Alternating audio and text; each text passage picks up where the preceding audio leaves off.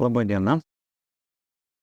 Tęsiant projektą Klaipėdos miesto savivaldybei ir dirbant su šio miesto ugdymo įstaigom, siekiant užtikrinti elektroninių cigarečių vartojimo prevenciją, pristatome pokalbių ciklą su gydytoju toksikologu, mokslo daktaru Robertu Badaru.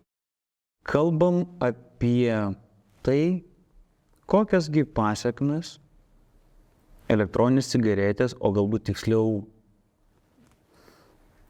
medžiagos, kurios, sakykime, ten gali būti arba dedamos, arba gamybiniu būdu, arba namudiniu būdu, gal namudiniu būdu dar yra pavojingiau, jos gali sukelti pasekmes mūsų paaugliam, vaikam ir ką pats jaunimas ir jų tėvai turėtų apie tai žinoti. Robertai, šitoj temai, kiek aš prisimenu, jūs jau tikrai ne vienerius, ne dvejerius ir galbūt net ne 5 metus. Dalyvaujant kartu įvairiuose renginiuose, girdžiu, kad tų psichoaktyvių medžiagų ne dienom, bet valandom daugėja, gausėja ir problemų su jom tikrai yra labai nemažai. Nes jeigu anksčiau mes žinodavom, kokios medžiagos įprastai būna, kaip mes jas galim nustatyti, ką mes galim su jom daryti, tai kaip aš suprantu, šiandien dieną bent jau šiuolaikinė medicina prie visų savo galimybių, gebėjimų, su kiekviena akimirka vis galimybės galbūt išgelbėti mūsų jaunai pacientai, jinai jos turi vis mažiau ir mažiau. Ką realybėje turim? Labą dieną visiems. Ačiū už tokį pristatymą. Realybėje turim tokį gana liūdną vaizdą iš tiesų ir kartais man sako, kad aš galbūt linkęs sutirštinti spalvas, bet elektroninės cigaretės šiai dienai yra tik tai viena iš formų tiekti vieną iš tų psichoaktyvių medžiagų grupių, kurių, kaip sakant, yra labai daug, dabar jau ir 950. Neseniai buvo 800 su kažkiek. Progresuojame, einame į priekį. Kiekvienais metais maždaug pasipildo sąrašas po 50 maždaug, tai 40-50 per metus, dabar birželio mėnesį gausim, turbūt perėsim jau ir 1000. Tai yra registruotos medžiagos, kurios išskirtos iš biologinių terpių, iš kraujo, iš šlapimo Europos vartotojams. Ir jas būtų galima taip suskirstyti į tokią 12-13 grupių. Viena iš jų, beje, pati didžiausia yra sintetiniai kanabinoidai. Tai yra tos medžiagos, kurios per pastaruosius kelis metus atrado kelią į tą tiekimo įrenginį, kuris savo ruožtu išpopuliarėjo keliolika metų Lietuvoje, tai elektroninės cigaretės. Ir jos ne pirmi metai Lietuvoje ir taip sąlyginai ramiai buvo naudojamos, kol prieš porą metų čia pasipylė tiek apsinuodimai prieš tarp paauglių, tiek kaip pasekmė krūva straipsnių apie tai, kad paaugliai dėl elektroninių cigarečių vartojimo patenka į ligonines ir kartais išeitis būna labai nemaloni, kartais netgi tragiškos, jau yra buvę ir tokių atvejų. Kokia yra problema? Jūs sakėt, kad gamybinis būdas ir namudinis būdas. Tiesą sakant, aš įvardinčiau, kad jau yra ir trečiasis. Nes gamybinis būdas, kad tai aišku, jokių būdų negalima sakyti, kad tai yra gėris, tai yra psichoaktyvi medžiaga elektroninės cigaretės, bet nededant jos jokių nelegalių priedų, jos sudaro tam tikrą riziką, kuri yra daugmaž žinoma. Gali įsivaizduoti, ko gali laukti. Antra bėda prasidėjo, kaip paaugliai ir jauni suaugę pradėjo gamintis patys iš jiem prieinamų žaliavų, ten kas kiek įpila, kas ko įpila, tai pasidaro tokie, kaip jūs sakėt, namudiniai variantai, bet Lietuvoje jau tas vartojimas yra tiek išplitęs, kad jau yra sulaikomos organizuotos struktūros, kurios tiekia tuos skysčius iš anksto paruoštus, taip kad šalia namudinio ir gamyklinio. Organizuotas pasidaro. Taip, jau yra organizuotos struktūros, kurios tiekia tuos dalykus, tai rodo, kiek yra išaugusi rinka ir kiek yra išaugusi paklausa, bet tai ko gero nėra mūsų šios dienos diskusijos sritis. Ir jeigu mokslas dar prieš metus kokius 6-7 turėjo labai nedaug mokslų pagrįstos informacijos apie apie elektroninių cigarečių ir priedų dedamų į jas nelegaliai poveikį, tai dabar jau tos medžiagos yra pilnai pakankamai, kad būtų galima sakyti, kad tai iš tiesų labai pavojingas produktas ir vien pagal tai, kad kai kurie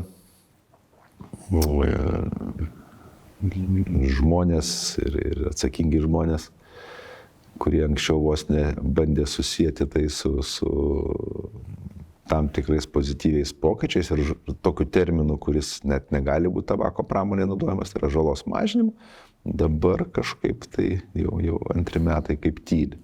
Nes įrodymų, mokslo pagrįstų įrodymų tiek daug, kad abejonių specialistam jau nebekelia. Bet taip išeina, tą, ką aš iš jūsų girdžiu, tai reiškia, kad, ką aš girdau, didelis kiekis registruotų medžiagų, išskirtų iš kraujo, šlapimų ir panašiai. Tai reiškia, šalia mes dar turime neregistruotų medžiagų barą. Kas jos tokios gali būti, tai aš suprantu, kad čia jau pagal kiekvieno chemiko, sakykime, taip, namudinį vėlgi chemiko galimybės. Bet klausimas, o ką šiandien dieną, įsivaizduokime situaciją, turime jauną pacientą, paauglį, patenka jisai į vaikų ligoninę su apsinuodijimu. Šiandien dieną, jeigu mes turime didelį sąrašą žinomų registruotų medžiagų, ar mes turime algoritmus, kaip jam padėti? Kai nežinai, ką protingo pasakyti, gavęs klausimą. Pirmas dalykas, lektoriaus taisyklė yra atsakyti, kad tai yra labai geras klausimas. Tai nėra visai taip, kad nežinomos medžiagos. Net tos medžiagos, kurios mes galvom, kad jos yra žinomos, tai jos yra registruotos. Tų sintetinių kanabinoidų Europoje iš tų 950 medžiagų yra virš 260, tai yra didžiausia grupė. Net ne problema, pavadinčiau bėda mūsų valstybėje yra tai, kad mūsų galimybės net arti neprieina prie europietiškų. Tai yra mūsų... pagal laboratorinę diagnostiką? Nedarykit nustebusią veidą. Nes būtent tai aš ir norėjau pasakyti. Mūsų laboratorinė diagnostika, kalbant apie tiesiog tebūnė šita grupė sintetiniai kanabinoidai yra, aš galiu drąsiai pasakyti, įstrigusi maždaug 20-21 amžiaus sandūrą. Ir aš galiu atsakyti už savo žodžius, nors daug kam jie ir nepatinka, nes nors įranga Lietuvoje yra, biblioteka galima pritaikyti, žmonės, specialistai yra, tačiau diagnostikos iš biologinių terpių, galima sakyti, nėra. Ir tai, ko dabar naudojasi klinicistai, tai yra keliolika, maksimum 20 medžiagų, tos, kaip sakyti, diagnostikos, kur keli procentai, net ne keliolika, iš to viso srauto, kuris iš tiesų yra Europoje ir nereikia galvoti, kad nėra Lietuvoje. Nes perėtų metų ataskaitoje Europos psichinių medžiagų monitoringo centro direktorius Aleksandras Gozdylas, jis ten prieš ataskaitą yra labai rimta, ten 100 puslapių. Jo toks vadinis žodis buvo, kuris prasidėjo 3 žodžiais: visur, viskas, visi. Tai yra prieinama tos medžiagos, kurias žino Europos monitoringo centras, prieinamos visur. Tai, kad mes jų negalim sakyti, tai nereiškia, kad jų nėra. Viskas, visos tos medžiagos yra prieinamos, nes logistika yra atidirbta ir įtraukti visi. Jokių būdų tai nereiškia, kad vartoja visi, bet vieni paaugliai vartoja, kiti žino, kad kažkas vartoja, treti žino, kaip iš ko gauti ir taip volens jie tam informaciniam rūke klaidžia. Ir tikimybė, kad kada nors, taip sakyti, susidurs tiesiogiai yra ganėtinai didelė. Žinant, kad pagal ne naujausia, bet prieš tai buvo 17 SPAD duomenys Lietuvos 15-16 metų moksleiviai, tarp 305 dalyvavusių šalių deklaravo, kad garino nors vieną kartą per gyvenimą 65%. Tai didžiausias rodiklis Europos Sąjungoje. Ir man gali pasakoti apie tai, kad vaikai meluoja, bet mūsų vaikai, aš netikiu, kad meluoja daugiau negu lenkai, vokiečiai ir prancūzai. Tiesiog mes turim problemą ir laikas būti nusimti rožinius sakinius ir pasakyti kažką tikro apie karaliaus drabužius, kurių nėra. Bet kažkaip daugam labai norisi, apie tą temą, nes, tokia politinė korektiška, bet aš drąsiai kaip klinicistas. Neskani tokia, ne?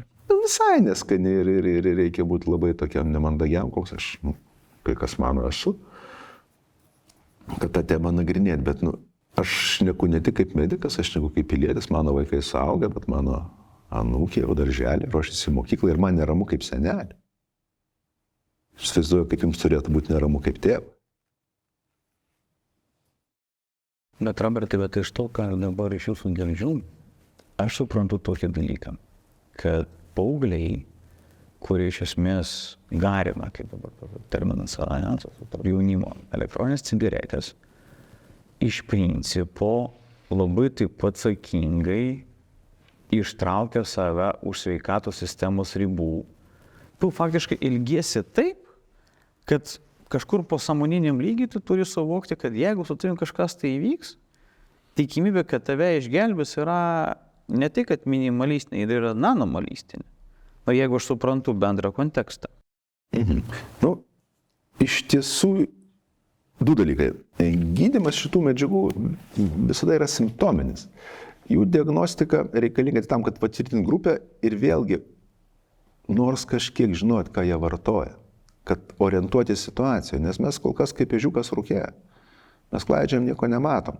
Tėvai sako, nieko nežinau, vaikas nieko nevartoja, o vaikas tokios būklės, kad jisai pats paaiškinti nieko negali. Ir net jeigu jis ir norėtų pasakyti, ką jis vartoja, jis nežino, ten yra kažkokie gatvės pavadinimai, kurie ne visada atitinka tai ką apie juos galvoja netgi jų gamintojai, nes gamintojai nes laikai žino, ką pagamina, nors gamina Lietuvoje, negamina Lietuvoje, yra tik vartota. Gamina iš prekursorių daugiausia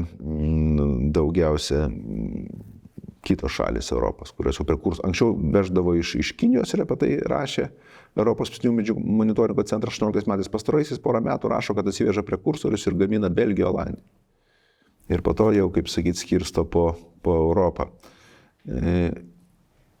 Bėda yra tai, kad kai kurie suaugę, pavadinkim taip, jie naiviai tiki, kad jeigu vaikas kažką vartoja, jį nuveš į ligoninę ir paims ten kraują ar šlapimą ir tikrai pasakys, aš pavydžiu žmonėm, kurie turi tą tikėjimą, nes aš žinau, kad tikrai nieko nepasakys.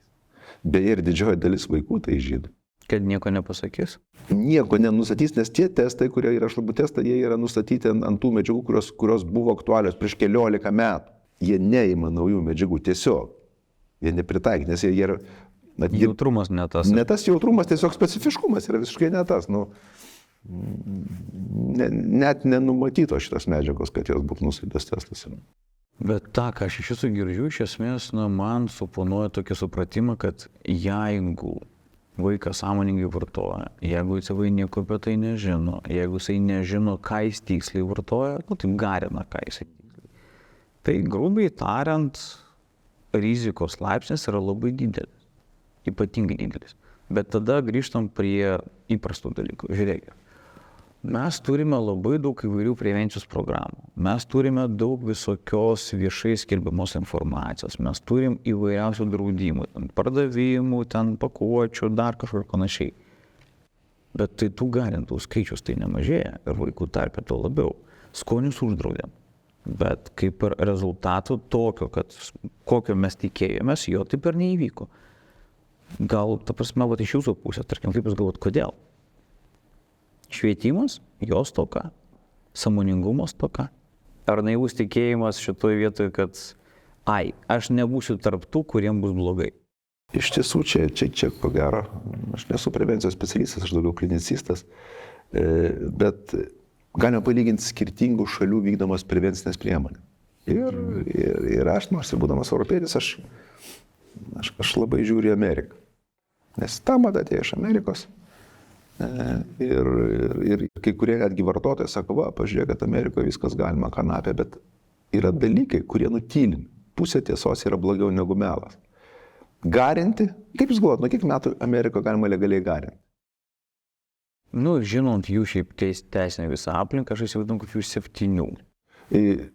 Kiti sako, nuo 5, iš tiesų tai yra 21 metai. Nuo 19 metų kalėdų, tai yra 21 metų. Tai padarė buvęs prezidentas Trumpas ir atėjęs Bidenas, daug ką pakeitė, bet šito ne. Ir apie tai nutylim. Kaip ir tas kanapės, kurias sako, kad galima daryti, ką nori. 21 metų. Kodėl? Maždaug 21 metų atsiranda pas jaunus žmonės tas priežasties pasiekmės suvokimas, kuris sritis atsakinga, tai prefrontinė žievė, kuris baigia formuotis kažkur 25 metais gyvenimo. Taigi, va, tokios priemonės kaip amžiaus cenzų įvedimas ir jo laikymasis. Ir jūs dabar pasakot apie Naująją Zelandiją iš esmės. JAV, Naujoji Zelandija. Aš kalbu dar kitų šalių. Taip. Matot, Naujos Zelandijos niekas nestato pavyzdžių, bet Amerika stato, kad ten gali daryti, ką nori.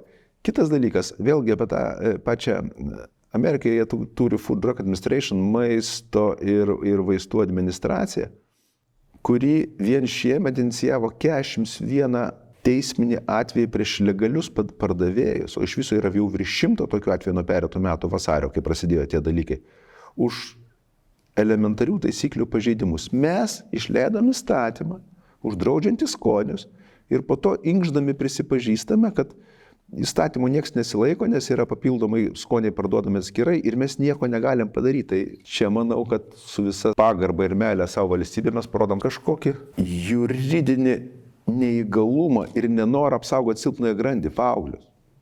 Tarsi, jeigu yra įstatymas ir jį galima pažeisti, tai kam tas įstatymas yra? Ir jau iš jo visi juokės.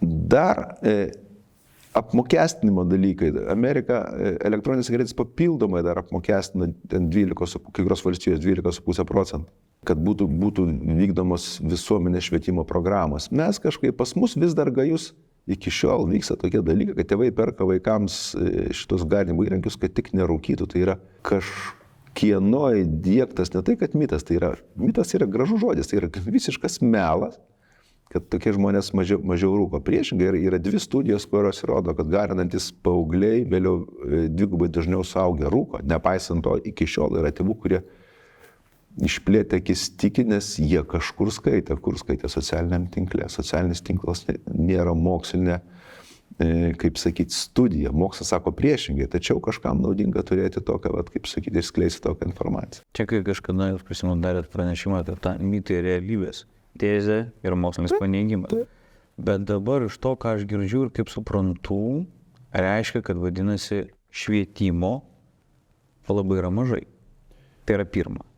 Antras dalykas, prieš porą savaičių valstybės kontrolė paskelbė tokią ataskaitą, kad šiaip ne tik sveikatos sistemoje, bet ir šalyje iš esmės mes nepadarom poveikio vertinimo planuojamų sprendimų arba numatomų, tai yra, ko mes tikrai planuojam pasiekti ir kaip tai būtų. Ir kai mes sprendimą padarom, mes po to retrospektyviai, bet realiuoju laiku nežiūrim, pavyko tas sprendimas arba nepavyko. Tai taip išeitų, kad vadinasi bent jau 2 dalis gali būti ir gana per trumpą laikotarpį tobulinama, tai yra visuomenės švietimas ir tų pačių paauglių švietimas, jų tėvų švietimas, ką mes tai su jumis šiandien darom iš esmės. Bet sekantis dalykas tai yra ar valstybės sprendimai nukreipti į prevenciją, nukreipti, sakykime, į paauglius, nukreipti į vaikus, nuo jų apsaugą nuo rūkymo, ar jinai iš tikrųjų yra veiksminga. Tiek politika, tiek priimami sprendimai, tiek priemonės, tas viskas kartu. Nes aš įsivaizduoju, kad tik tai šitas sritis galėtų padėti ir užkirsti kelią būsimiem, kaip jūs sakėte, ir tragiškiam įvykiam, ir nemaloniem įvykiam. Toks įspūdis, kad mes vėluojam su atsaku. Dabar yra tos 3 savivaldybės, kažkokie pilotai daromi, bet pilotus reikia daryti besiruošiant, ne tada besiruošiant gaisrų, ne tada, kada iš tiesų gaisras jau dega. Aš dabar pradėsiu gaminti pilotinę studiją, kaip linkui dega ten kažkokį naują gesintuvą, kur tai, aš su visa pagarba. Mes labai ilgai galvojam ir aš išlaiviu tai vėlgi Amerika. Amerika ryžtingai ėmėsi ir pas juos nuo 19 metų, kada buvo krizė, kada 5% vyresnių moksleivių ne tai, kad garino su sintetiniais kanabinoidais. Mirtis pradėjo mažėti ir vartojimas pradėjo mažėti. Jeigu Europa turi ESPAD, Amerika turi Monitoring the Future ir jie išdidžiai pasakė, kad pas mus jau nuo 19 metų vartojimas paauglių mažėja. Su amžiaus cenzų įvedimu turėtume. Tai čia viena iš priemonių. Aš nesakau, kad tai yra universali priemonė ir vienintelė efektyvi, bet... Viena iš galimų. Viena iš galimų ir jie susijėmė ir vien tai, kad, sakau, tos baudos legaliem, aš nekalbu apie nelegalius vartotojus. Čia jau yra atskirai, čia yra kriminaliniai dalykai. Ir tai yra vertinama kaip psichotropinių medžiagų vartojimo platinimas. Jokių išlygų, kad tai galbūt čia kažkoks vaikų žaidimas. Aha. Tai yra federalinis įstatymas, o pas mus taip, patys matėt, kaip reaguojama į tuos, netgi filmuojama, kaip ten kas ką parduoda ir taip gražiai visi išsiskirsta, bet tai yra nusikaltimai. Iš to, ką mes girdim, iš to, ką matom, galima pasakyti keletą išvadų. Pirmas dalykas, rūkymas, kaip bebūtų gaila, bet jisai lieka ir iki šiol lieka trečio brolio pozicija. Dėmesio mes jam formaliai, kai neseniai girdėjau gerą pasakymą, popieriškai skiriam daug, realybėje mažai. Trūksta švietimo, trūksta supratimo ir trūksta savimonės. Suvokti, kokiu keliu nueina tas paauglys, kuris pradeda garinti. Tai reikia žinoti tiek jaunimui, tiek jų tėvams, nes pasekmės gali būti labai ir labai skaudžios. Dabar ačiū jums labai. Ačiū, kad tikimės, kad turėsim rezultatą.